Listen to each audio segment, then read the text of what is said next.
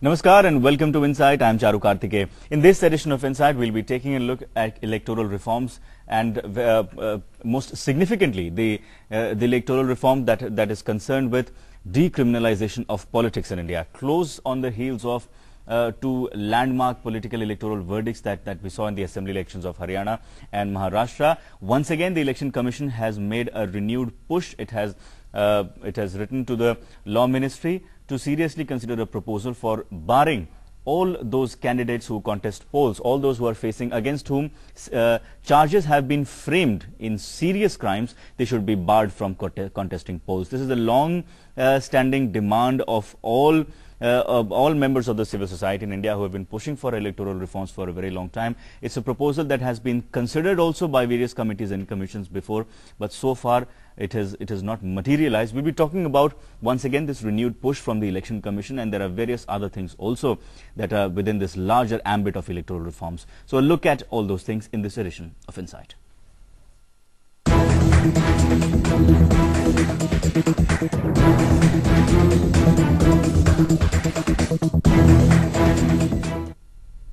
And joining me in the studio today is a fantastic panel of experts. Professor Moolchand Sharma, Professor of Law and member of the Law Commission of India. Anil Verma, Head of the Association for Democratic Reforms, the agency whom at least the media fraternity owes a lot as far as the statistics regarding individuals, information of candidates is concerned. Manohar Manoj, Editor, Economy India, and Satish K. Singh, Group Editor with Live India. Professor Sharma, I would like to begin with you. We've seen that this proposal, as far as talk around this proposal is concerned, it is nothing new. It has been talked about for a very long time, but it has not materialized because of objections from various quarters. At least there are various union law ministers also who are on record to have disagreed with this proposal of barring candidates against whom charges have been framed. But once again, we're showing conviction that this must be done. The Election Commission has asked the government to set the ball rolling, at least as far as this relation is concerned. As a professor of law, what is your take on this proposal? Should candidates against whom charges have been framed in serious crimes, should they be barred from contesting? In fact, Law Commission of India very recently, in 2014 itself, has given 244th report. What Mr. Sampath and what Election Commission has said yesterday is reiteration of what the Law Commission recommended and suggested to the government, that all those people against whom charges have been framed. But see, there is a difference. Filing of the charge sheet and framing of the charges are two different things. And we strongly believe that the candidates against whom charges have been framed, because framing of charge is not an easy process. Section 228 of CRPC, in that judicial mind has to be applied for to framing. Prima facie get satisfied that yes, there is a case to be pursued. It is only then that the charge sheet is charges are framed. Not only to discharge this proof that there is a prima facie case lies on the prosecution, and therefore candidate doesn't have to worry too much on that. So I think it's a very sound, very healthy proposal, and let me also assure you that we had a major national consultation where one of this issue was thrown, where even Election Commission was there, ADR was there, many more people were there, and by and large we found that this proposal was finding a lot of approval, wide acceptance, and we hope that government will also look into it. At least, I mean, it is eventually for the government to take a call, because the Law Commission has been coming out. Yes, Law Commission is only a recommendatory body. Right, and it has come out with recommendations previously also, a lot of which have but been, I'll just make one comment. Ignored. Any recommendation which is made by Law Commission may not be binding on the government. But let's not forget, it provides a great platform to organizations like ADR and to others to rely upon it and build a pressure. Absolutely. Anilji, what is the incidence of candidates facing serious criminal charges charges have been framed against whom, and who contest elections and who win, according to the statistics that IDR has. How high is the incidence of this? See, we had this discussion after the Lok Sabha results also, and as you are all aware, presently there are 34% members of parliament who got criminal cases against them. That means every third MP. Yeah. So after this latest judgment of the Supreme Court, we did another study, and we found that there are about 53 MPs against whom charges have been framed. Okay. And they're serious charges. Okay. So the MHA and the government and the law ministry, and they have all written to the chief secretaries of the states to expedite these cases within that framework of 1 year and all that. But let's see how it progresses. And I fully agree with Professor Sharma that the recommendations which the Law Commission has given are very sound, and eventually we have to come to this. But the problem with the political parties is that there is no will to take this on seriously. Yeah. Because they say that bulk of these cases are politically motivated. If we do something, some other aggrieved party or the opposition party, they go and frame charges against us which are under IPC serious sections, and therefore we are not actually doing all that. As late Mr. Gopinath Munde also mentioned once that there is one case of kidnapping against him, which he said is absolutely false. He says I had nothing to do with it. So such like reasons they come up with. So it is, I feel the pressure has to be maintained from the civil services, civil society organizations, the Law Commission and such like-minded bodies to make sure that sooner than later this issue, this banning of the people against whom charges, they should not be allowed to contest. Mr. Manoj, your take on the issue. I think this would be a second phase of reform. So far disallowing criminality in politics is concerned. Already we have barred all the convicted candidate in the elections, and we have already result before that in terms of Lalu Yadav, Jay Lalita and even Om Prakash Chautala. This is the second phase of reform, you can say, you can go ahead of this, but I would like to say this is only not one agenda of election reform. We have so many agendas.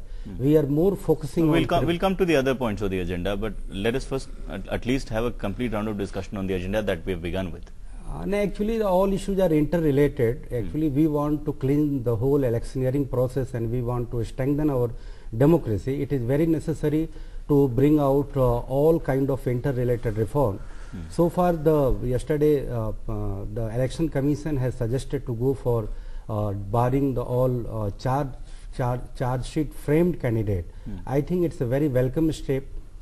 We have already gone ahead of this. We have introduced already mechanization of vote casting and vote counting. EVM was a very good step. The we barred convicted candidate, it was already good step. And if you go ahead, if you go further in terms of disallowing and barring charge sheet framed candidate, I think it would be a good step. But if you okay, so you're saying that it's a welcome step, but we must remember the distinction that Professor Sharma made. It's not filing of charge sheet, but it's framing of charges. This suggestion is talking about. Satish, your take on this proposal? You see, I do agree that criminality has to go from political arena, but then you have to first strengthen our election commission. It's not only the criminality, criminality coupled and combined with the money power that is creeping into the politics is a big concern, and I find election commission very, very feeble in that because of the powers that they have. Point number one. Point number two, we have heard our Prime Minister, even in the electioneering, when he was on a campaign tour during the Lok Sabha election, he said, many a times he said, even after becoming the Prime Minister, he said that the pending cases against the political leaders, particularly the MPs, must be expedited, must be, I mean, the proceedings should finish as early as possible. So if the intent is there, intention is there, things can be worked out, things can move in a positive direction. The point here is that this is not for the First time that the election commission has said that the charge-sheeted politician should be debarred. It's happening for last, I think, 10-15 years at least, but it's not moving. So I believe that intent matters and movement on that matters a lot. So first thing is that you bring the law, and bring the law along with strengthening the election commission in various areas. Satishji, it's not only about what is your take on the defense that political parties give? If we take a look at their statistics, election after elections, even this time around, BJP, we can very well hail the Prime Minister for laying the emphasis on freeing politics of criminality, and he said that during a debate in the House as well. But then if we take a look at the record of his own party, this time around in Maharashtra, 53% of the candidates on BJP tickets, they are facing serious criminal charges. It was 60% last time, so it has come down. We can take some happiness out of this fact that the incidence has come down by 7%, but 53% is still high. So parties, obviously, they are not resisting this urge of fielding candidates who face serious criminal charges. So the defense that they give, that these are frivolous charges and they are not proved. What is your take on that defense? You see, you are absolutely right when you say this. The point here is that it's not only a law commission job or election commission job to come up with recommendation that things needs to change. It's all about it's an interlinked problem. Like if the political parties keep on giving tickets, as you rightly said, pointed out, and election commission can't do anything about it. Even if there is a law provision made, right? If the will and the intention is not to implement it effectively, things will not work out. So it's not only the election commission, but even the political party has to be made accountable whom they are giving tickets to. They don't even give the tickets to women. Forget about the equality phenomena. What they do is that they will see a winnability index, and on basis of that they only give tickets to criminals, those who have muscle power, those who have money power, and combination of both, which makes the candidates win. So the consideration has to change, and so it's not only the court has to intervene, the election commission has to come up with recommendation, and the political parties, even if say some they are not even willing to file the RTI, they are not willing to come out with their accounts. So the intention is doubtful. If the intention is right and somehow it has to be made right, then things can work out. Okay, Professor Sharma, is filing of frivolous cases very easy? Leveling and then filing, and then you said that framing of charges requires a judicial application of mind also. So can it be firmly established that if charges have been framed, then that means that this case was not frivolous? I think you raised a very fundamental question, and that's the distinction I wanted to draw right in the beginning. Law Commission and now Election Commission, both are absolutely clear in their mind that the possibility of frivolous charges being filed cannot be ruled out. And looking into the way in which whole contentious political process is carrying on, it will happen that every day one charge sheet or other charge sheet will be filed.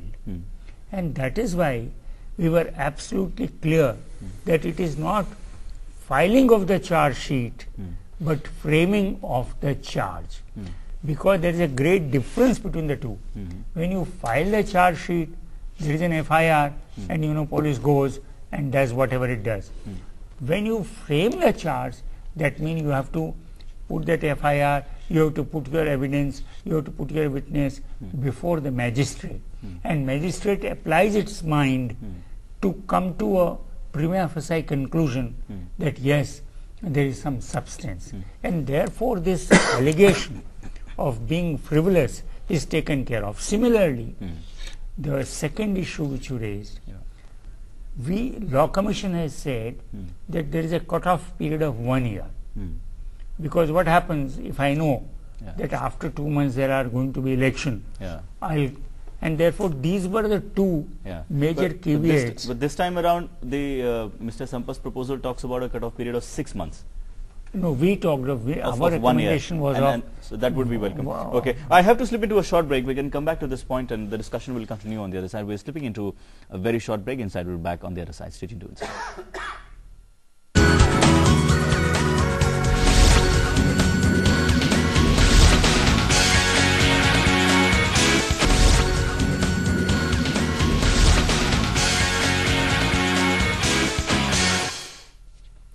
Welcome back. You're watching Inside, and today we're talking about the Election Commission's renewed push towards electoral reforms.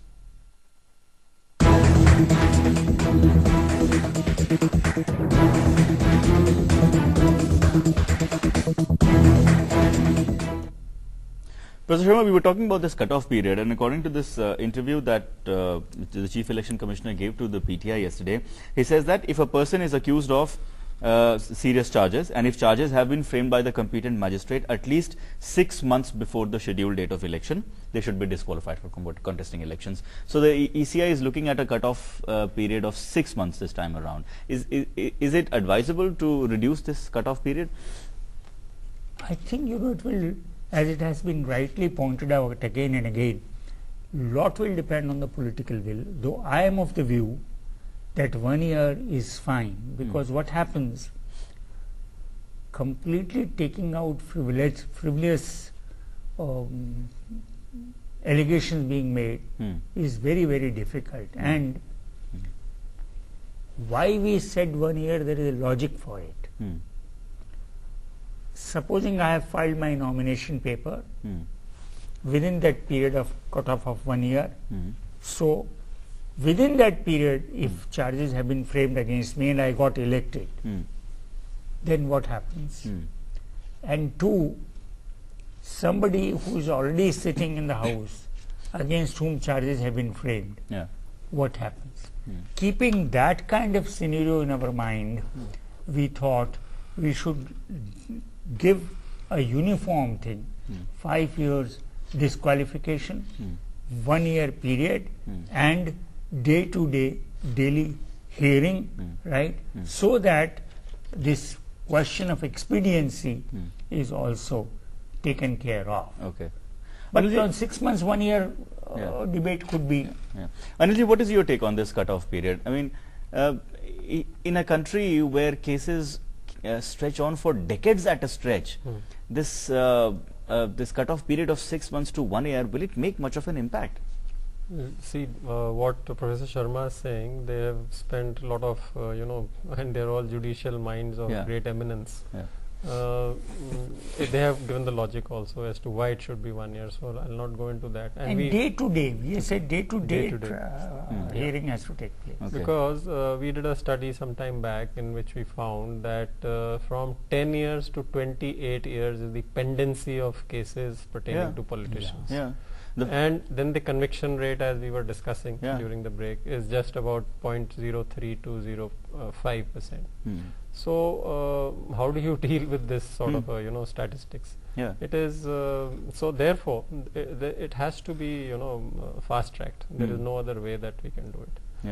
So this judicial delays, I mean, one view is also, they say that why only politicians? There are so many other cases also which are pending. So as Supreme Court had also mentioned, that it should, the law is so the there's same so many for factors everybody. that make the problem so tricky. Then what is the solution? Well, Right, Mr. Manoj. Yeah. If there are so many factors, the pendency of cases is so long. The fodder scam case in which Lalu Yadav was convicted was such a long case. 18 years. Jayalalitha's disproportionate assets case. Then there are disproportionate assets cases of the two top political leaders in Uttar Pradesh as well that have been carrying on for umpteen number of years. So in a country where cases drag on for decades at a stretch, this is a tricky issue. What is the solution? It will just feel like a cosmetic exercise, and it's a symbolic part. We have everywhere problem.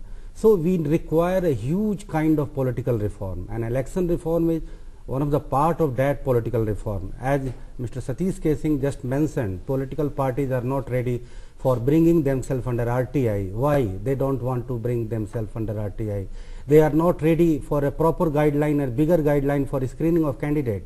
This is criminality is not only the area. The big issue is the whole capability of the candidate, because they are coming in a government arena. They have to be a part of a good governance exercise, but they don't know each ABCD of a good governance.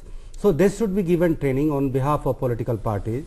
I think Election Commission must be fully empowered to monitor all political parties, what they are doing. And the foremost issue to me is to banning all kind of identity politics. India is a heterogeneous country, it's multicultural, multilinguistic. So here there is enough scope for making identity politics, and all parties are involved in a way or not in all kind of identity politics, caste, creed, community, culture, dynasty, like that. So if we want to really improve and strengthen our democracy, first we need to ban identity politics.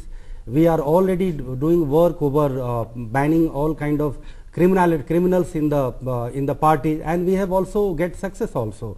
Now the criminality part is almost over. If Election Commission wants to do something over charge sheet framed candidate, it's very welcome. But other issue has to be taken into account. The expenditure limit we have done some bit, but the real issue is just day before the election, a day before the vote casting, huge money is being paid to the voters. We have still phenomenon of paid voters and paid news, both are operational. If you say to me the 70 lakh is the expenditure limit in a Lok Sabha election, I think it's a big amount. If a candidate expends 70 lakh in the election and he gets only 60 lakh in terms of salary in whole 5-year term, so it means it clearly means he will take the result of the corrupt practices. It's a very large agenda of election. It's a very large canvas. It's a very large canvas. There is a plethora of issues that are always talked about when we talk about electoral reforms. The money part of it is obviously it's a trickier problem. But Satish, on the criminality part of it, it's a tricky issue. There are many factors involved. So does that mean that electoral reforms will not move ahead in vacuum? Judicial reforms will also need to move simultaneously, but the cases need to be expedited. And why only of legislators? All the cases pending in all the courts of India should be expedited. So political reforms is not a process that will happen in vacuum. It has to work in tandem. The judiciary, for its own credibility's sake, they are the custodian of the law and the constitution in the country, and they should ensure that the pending cases, particularly against the people who are in public life, who are politicians, should be expedited and disposed of within a definite deadline. If this is the case, if this happens, then the debate on debarring the charges framed politician becomes redundant.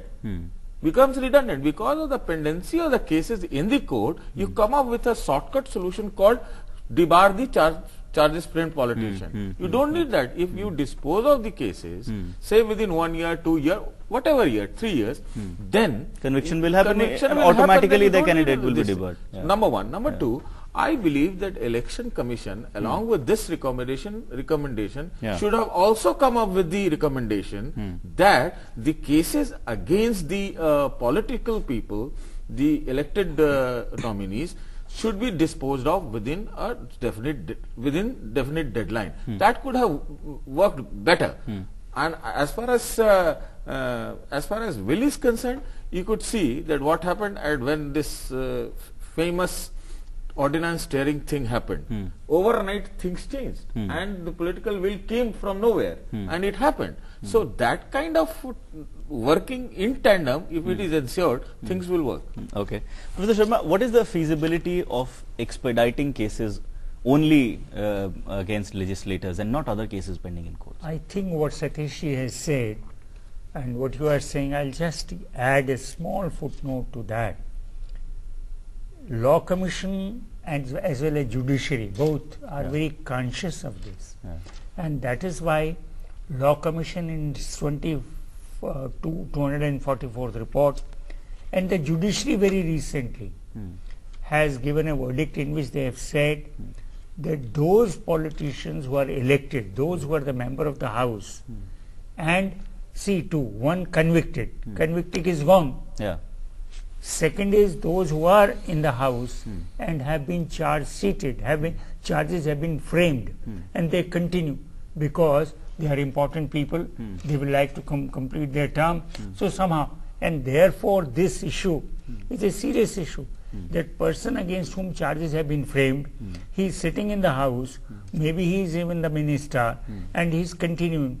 Therefore, Law Commission has very clearly said that in such cases, day-to-day hearing of trial has to take place, which should be completed within 1 year, and if it is not completed within 1 year, the written reasons must be given to the Chief Justice of the High Court by the trial court. So, you are saying that pending cases in the courts pertaining to legislators, members of the House, either Assembly or Parliament, they can be given preference over other cases as far as expediting them is concerned. I will not use the word preference, Charuji. Fast track.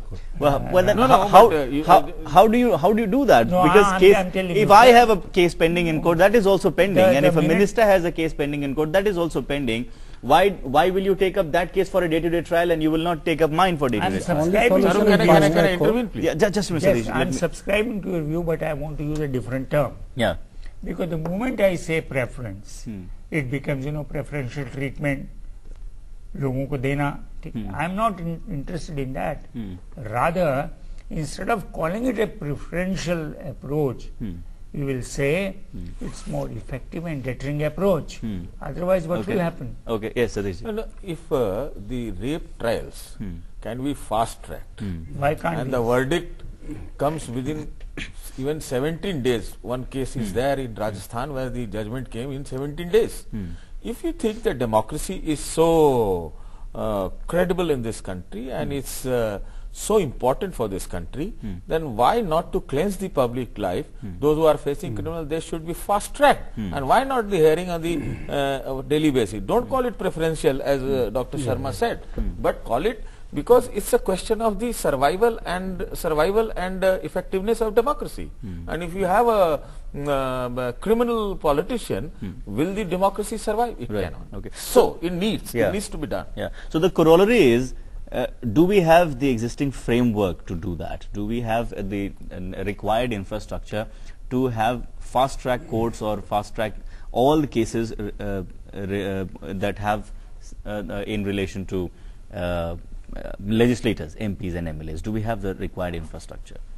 It has rightly been said by my other three panelists that this is not in isolation. These are all related to each other. But let me share with you that while we were working on this report, and apart from this report, on various, what Manojji has said, I'll come to that also in a minute. We have applied a lot of our mind, and we have been in interaction with like ADR and others, and we believe that now the government has clearly stated, not only stated, they have already started executing their commitment to have 25% more judges. And we are of the view that if they are going to give 25% more judges, then the Chief Justices of the respective High Courts may be requested, because that law cannot do. Only Chief Justices of High Courts can be requested to suggest to them that out of these 25% which you are getting, please see to it that there are few who only look to cases of election, petition, trial, day-to-day basis, so that it is completed. Hopefully it materializes. Yeah. Well, on that note, we are slipping into a short break. On the other side, we'll be taking a look at the role that money is playing in vitiating the electoral process and how can that be dealt with. It's also an issue that members of the civil society, the Law Commission have been occupied with for a very long time, but it does not seem to be ending. This time around, regarding elections in Maharashtra and Haryana, the Election Commission has seized cash worth nearly 20 crore rupees. The illicit liquor that also flows, that's something else altogether. So how to prevent the misuse of money as far as elections are concerned? That's the issue that we'll be talking about on the other side of this short break. Stay tuned to Insight.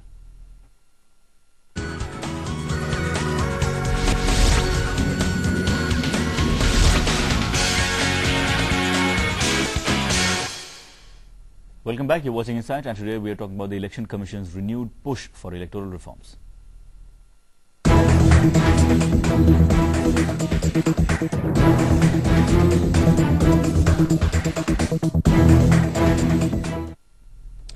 Anilji, regarding money, ADR keeps analyzing the income tax returns that companies file.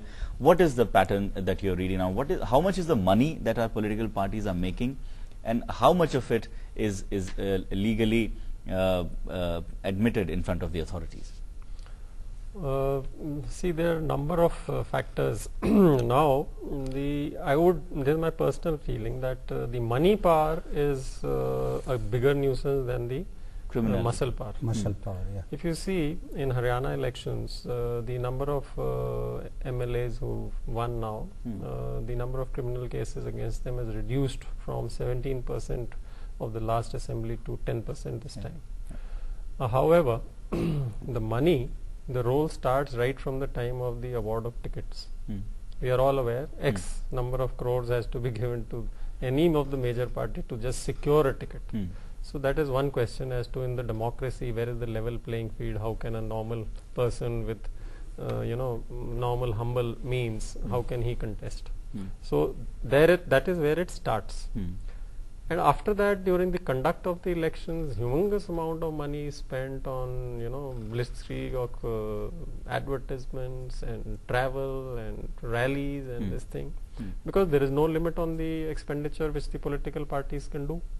The limit is only for the candidates, and they have worked out various nice methods of, diverting the expenditure of the candidate also into the party's name. We all know star campaigners and all that. How that is worked out. And then is the issue of the bribing of voters, as Mr. Manoj also brought out, especially on the last 1 or 2 nights. There is a kill which is made, and it is all across India. The amount varies. In the southern and the central states, it is a huge figure. And in smaller states like UP and all, even 500 rupees and a bottle of Mahua does. Right. And this is the feedback from the ground. But the issue is that how do you control this type of a thing? So we have filed a PIL with the Delhi High Court, because we saw that for the Lok Sabha elections, virtually the campaigning started the moment the person was declared as a PM candidate. Okay. And there is no check on the expense. Rallies are held and travel by jets and things like that. Even that, the corporates say that we are not charging anything for the jets. It is just given. Right. So what is your PIL about? So we have filed RTIs and all. We are seeking information on the use of these jets and all, as to because so you filed an RTI. Yeah, we have. But the PIL that you said, PIL is on the curbing of expenditure, in which we have requested the court that firstly they should start, the political parties should start submitting expenditure reports 1 year prior to the elections, because nowadays they start spending money on the preparations right from that one. Secondly, as we approach towards the elections, the periodicity of the submission of the election expenditure report keeps reducing. It becomes 15 days, weekly, every 3 days, and things like that as we move closer to the expenditure. This thing. And that is the only way, and unless we lay down a limit for the political parties also, that is the main plea that we have said. This cannot be controlled. Not just the candidates. There's thousands of crores of rupees has been spent, and what percentage of it is black money, we all know.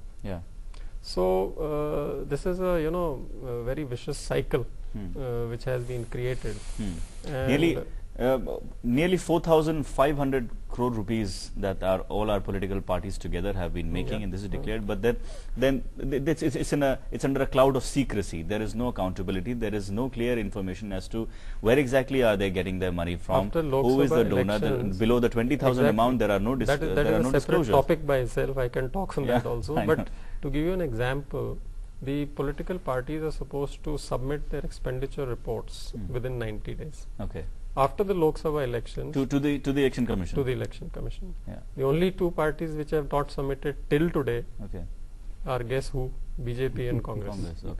The biggest parties appear to be the biggest. Of course, because they set the paradigm, they set the pattern. That is why I said in the beginning, unless and until the intent, talking is fine.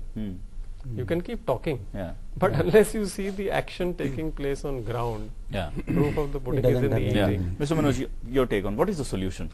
How do we curve this? The solution role is a of- comprehensive reform agenda. We have to take into account all the unfinished agenda, and what the panelist says, it's a very serious issue. We need actual cut in our election expenditure. If we want to curb corruption, if we want to curb black money, we have to start from the origin point, and that is the electioneering.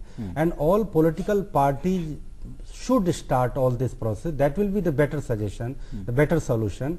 And all political parties must be made liable to start all kind of reform inside their organization. We have a kind of nepotism, we have kind of so many kind of gurudom in the political party, one who is very near and dear. We have a dynasty rule. Even in Haryana election, it is being said that the new era has already arrived, but the tickets were sold on crores of rupees, and it has been reported out also. So if we are really serious for our reform, we should start political reform first, then we should start election reform. In the last 60 years, if we have some kind of some dozen of reform, I think the election reform started by T.N. Seshan was also one of them. But though T.N. Seshan was not started his reform in a reformer manner, he just shown his power. Yeah. That's just see. That's The the CEC power, has such that's kind the of power power to the election commission that And we, that has we were been talking followed about, suit by that, other CEC that needs to also. be brought back. Yes, Yeah. Satish ji, why are we not seeing a cap being introduced for the political parties' expenditure? Cap for the candidates already exists. Why not a cap for the political parties as well? If you say why not, everyone will say yes, why not? Yeah. But the problem is those who needs to carry out those reforms, they are in no mood to oblige us all. So that's the problem. The problem is that the lawmakers are the law evaders. Yeah. They want to curb any sort of control on them. So this corporatized moneyed politics is taking a big toll on democracy, and rightly said by the panel that the problem of money, the moneyed democracy or moneyed electoral politics is weighing more on the criminalized aspect of it. So the problem lies that the doers, the lawmakers, the reformers themselves, they are corrupt. That is why it's not happening. For me, I think somehow how the solution will come out, and it's not going to come overnight. You need some agency like ED, CBI, or some which has some powers to look at it. Search, seize and operation, search, seize, operation kind. Whatever money is confiscated during the election, in this assembly election, is just peanuts, nothing. In comparison to what is actually spent. So that is a problem. The election commission is also, because they do not have so much power and wherewithal, they are standing like a mute spectator. I keep on saying that one CEC, earlier CEC, used to say on a public platform that the money limit for expenditure for a candidate is just nothing. I mean, they spend at least 20-30 times more than that. At least. So that's the problem. Even the legal limit is very high. Right. Professor Sharma, is there any legal obstacle whatsoever to bringing about a cap for expenditure of political parties? No, if they want, there is no legal prohibition for them to do. Now I am not talking as member of Law Commission, talking as professor of law. I think I agree with my all three co-panelists. The real and complex problem resides to understand the nature of political democracy itself. Because lawmakers are the one who are creating this problem, and it suits them. Otherwise, tell me, Law Commission had also recommended, each one is saying that there has to be some bar on the expenditure of the political party also. But till today, it has not been accepted. And therefore, to me it appears, and for your information and for my other co-panelists, Law Commission itself has issued a very detailed consultation paper. It lists about 12-13 issues, and one of the issue has been the funding of the election, paid news. You know, all these things are there, and we are in the process of working on them. But as I have already mentioned, we may come out with whatever we think is in the interest. Yeah. But it depends on those who have to buy those recommendations, those who have to work. I'll just give you one example. Political party, the president of the political party, sitting member of the parliament, convicted, jailed, okay, Yeah. he still continues to be the president of the party. He still has power to distribute the tickets. He still has the power to collect the money. And what do you do of him? And therefore, these are very complex issues of political culture and political democracy. And these cannot be handled so easily. Election Commission is doing wonderful work. Yeah. Despite, in spite, they don't have any support. Yeah. At least they are catching these people. Yeah. They are catching these currency. Yeah. Therefore, lot of political pressure has to. Anil, is there a PI also on this too? That a PIL asking the Supreme Court to instruct the Election Commission to bring about a cap for parties? No, we have filed the PIL There's no to PIL. the Delhi High Court. There's no PIL on that. All right. Well, we are slipping into yet another break. The discussion will continue on the other side. In the last segment of the program, we'll be talking about how can the Election Commission be empowered. Former Election Commissioner S.Y. Qureshi has said that the Election Commission needs a lot of powers, and one of them significantly is also of deregistering political parties. He very interestingly gave out the statistic that out of about 1,200 registered parties that exist in India, only 150 are active. Only 150 out of 1,200 registered parties, they are active. So the other could be anything. They could be conduits for money laundering or whatever, you know. So Election Commission needs to have the power to deregister political parties also, and that will also probably create a fear among political parties as far as following the rule book, the election rule book is concerned. We're slipping into a short break. Discussion will continue on the other side. Stay tuned to Insight.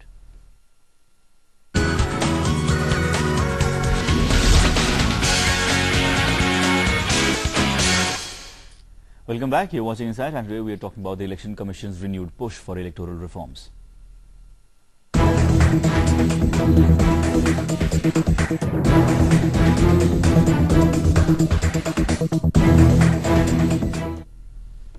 Professor Sharma, your take on more powers for the Election Commission.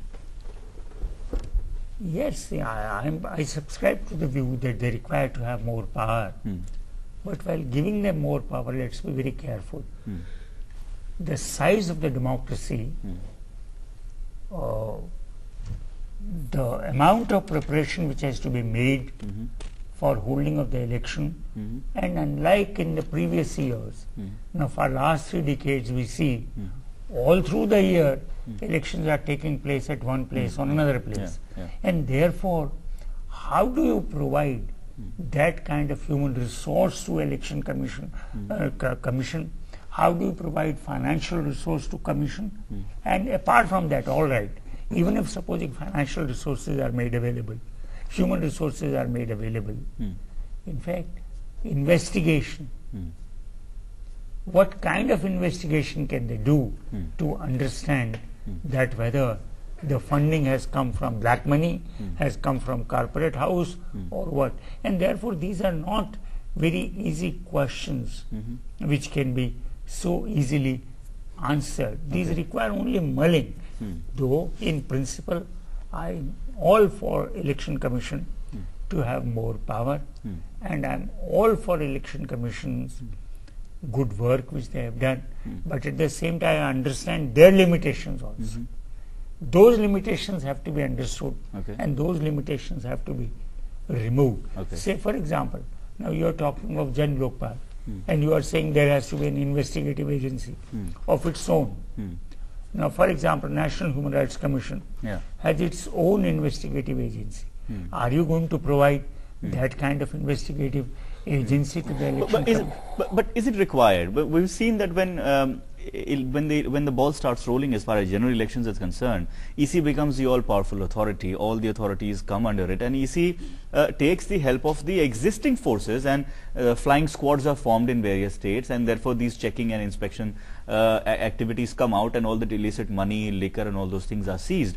So when EC gets all of that infrastructure when the time is needed, EC doesn't really need a dedicated cadre. All it needs is a mechanism in place. No, I was talking in the context of money power. Yeah. Not in this context, okay? Yeah. Because these are not issues of law. These are the issues of enforcement. Yeah. Laws are already there. You're saying that investigative agencies maybe could be also brought under the ambit of EC? No, ED, not at all. Not at at all. the time of elections. They are already under election commissions, because once the election is ordered, everybody is under the jurisdiction of the election commission. So on that, I am all out with what you are saying. What I am only suggesting is that there was, in the previous round, there was big talk of money, right? Yeah. That how to detect this money. Yeah. Who's to detect this why can't the EC order the ED to do it? See, EC may order ED to do it. How long will it take? How long will it take? You know, the problem which you are facing with judicial pendency or judicial delay, judicial laziness, same might come here also. Okay. Anil, your take on it. What is the way out? If there are so many limitations also, then? In this March or April, the NDTV awards, we were one of the recipients, and they had requested the previous CECs to come there also. They facilitated them. There were 9 of them. And one of the anchors raised this question. There was a lot of debate amongst themselves only. A lot of the old CECs said no, more powers are not required. Article 324 or whichever it is, I'm forgetting the. Yeah, we've heard that. We've had representatives from the EC on our panel also. They've said that we don't really. Mr. Gill, he was very vociferous. He said that gives the election commission enough powers to do whatever they want, and nothing more is required. However, in Mr. Qureshi's book I have read, he's given 5-6 things which he says they should be given a little more powers in that. But the fact what Professor Sharma is also saying, they don't have that type of wherewithal. For example, one small example I'll give you. We have been telling them that look, income tax returns of the political parties, their expenditure states and all, they come. Very good, fine. In the affidavits, the political candidates are giving their details. But when we say do some cross verification, they have no powers. They can't. CBDT says I can't do it. He raises his hands. So you require manpower to do the verification and checking and scrutinizing of these things. Because we also know how much truth there is in. But how can they do that? If the agencies, they come under the EC, how can they tell EC that we cannot do it? If it is for the EC to realize its own power and tell them that you have to do it. There's no way out. What I'm saying is that it is a huge task. It involves a lot of manpower and detailed checking of the documents. So they don't have that type of manpower with them. So this is just an example which I am giving. But yes, in principle, I do agree that they need a little extra powers, because you know, during the election, when somebody violates the code of conduct, and all that EC can do is give a rap on the knuckles and say carry on. That's all that they do. Mr. Manoj, your take on that. More power to the EC. I think we need some separate kind of institution to monitor all kind of things, because there is no correlation what the candidate declared during the nomination time and what becomes in the latter period of time. We need one agency like National Accountability Bureau. Each person who are working in the public life, they are all record, they are all details must be mentioned in National Accountability Bureau. We should not confine it to the cabinet ministers and to some IAS. They have also not reported all their asset details. So government must have to show the willpower if it is really serious for checking corruption from every walks of life. That's a situation, that's a suggestion worth considering, but then I don't know whether we really need more institutions in this country when there is actually an overlap of institutions that are existing. Some institutions are not working. That should be omitted. Right, Satishji, you began your argument by saying that EC needs more powers. Yes, they did. What about the limitations that EC has? What about the powers that it already has? That limitation has to be overcome. They need powers. They are not able to even right now detect paid news or paid voters as we need that. they are able to do some bit of detection, but they are not capable enough. So is they it are not able to but is it even a case- monitor or supervise or do surveillance of the new media also. But is it a So case if of the- having lesser powers or It's a case of, inadequate application of all the powers that it already No, has? there are two things. One is the having the less powers, and the other thing is that they do not have the enough infrastructure, the technology, the manpower, everything. So some manpower comes to them when there is an election. It goes. They do not have any separate wings for keeping a continuous check on the things. So you need little bit of infrastructure that is quite huge. And secondly, the manpower for different purposes, for different work, they need that, and they need it under direct supervision. If somebody comes to them on a voluntary basis under a specific period of time, that doesn't augment their power. It may have done for that specific period, but after that, that's the problem. No, for example, if the political parties or the candidates are giving them their expenditure report, right? But they are not able to scrutinize properly. So for that you need that manpower, the everything, right? So it's not only about power, it's So all about infrastructure. do you see any hurdle in that happening now? Has the time come to give EC all the manpower and the other administrative power that it needs? I think so. I am for that. Yeah. But will it happen or not? I don't know. Professor Sharma, since you yourself said, or rather there is a consensus among all four of you, and it's a pattern that we are seeing that elections have become a perennial exercise throughout the year. Assembly elections are happening in one corner of the country.